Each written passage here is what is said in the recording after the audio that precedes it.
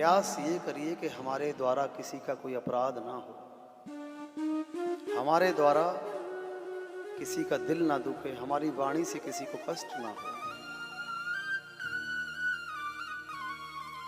क्योंकि ईश्वर अंश जीव अविनाशी है।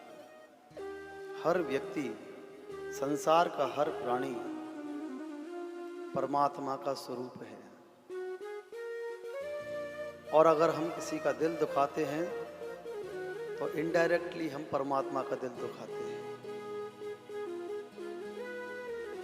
अब ये निर्णय आपको करना है कि जिस ठाकुर की सेवा आप घर में कर रहे हैं वही ठाकुर सब में व्याप्त है। क्या हम उस ठाकुर के मन को ठेस पहुंचाएंगे?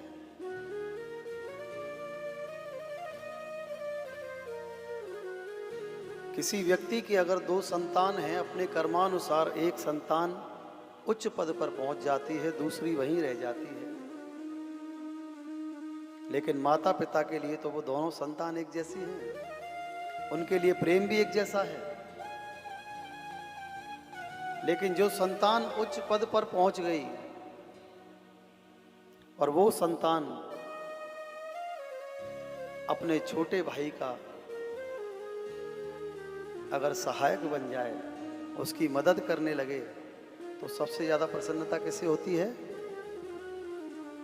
हैं जी? माता पिता को होती है कि देखो बड़ा भाई सब कुछ करने में सक्षम है और अपने छोटे भाई की हेल्प भी करता है। भगवान प्रसन्न होते हैं कब? जब हम समाज में, संसार में किसी को लाचार देखते हैं, किसी को परेशान देखते हैं, किसी को दुखी देखते हैं, और जो भी संभव हमसे बन पड़े जब हम उसकी सहायता करते हैं, तो श्रीमन नारायण जो कि जगत के पिता हैं, वो हमें देखकर प्रसन्न होते हैं। और जब वो हमें देखकर प्रसन्न होंगे तो उनकी कृपा जो प्राप्त होगी, उनका आशीर्वाद जो प्राप्त होगा, तो जितना आपने दिया है उससे कई गुना बढ़कर आपको प्राप्त होता है।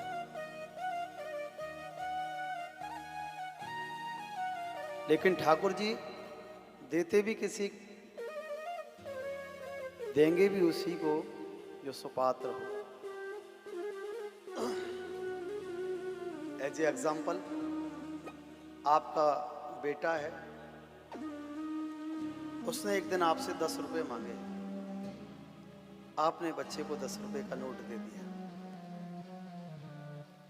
अब वो बच्चा बाजार चला गया, कुछ देर के बाद आप भी बाजार की ओर निकले। आपने क्या देखा कि वही बच्चा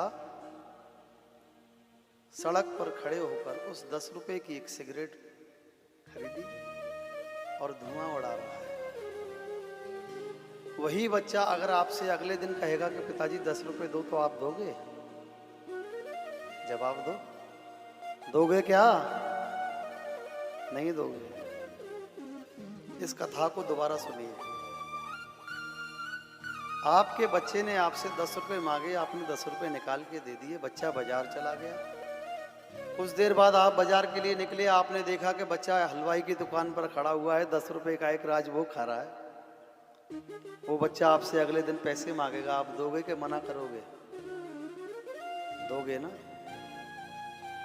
प्रभु ने जो भी हमें दिया है, अगर हम उसका सदुपयोग करते हैं तो श्रीमन नारायण प्रसन्न होते हैं और पुनः आपके लिए फिर से तैयार रहते हैं कि इसे दो। ये असहायों की मदद करता है, लोगों के काम आता है, गरीबों की सहायता करता है। भगवान प्रसन्न होते हैं। जितना दिया है उससे भी ज्यादा देना, उससे भी ज्यादा प्राप्त होता है।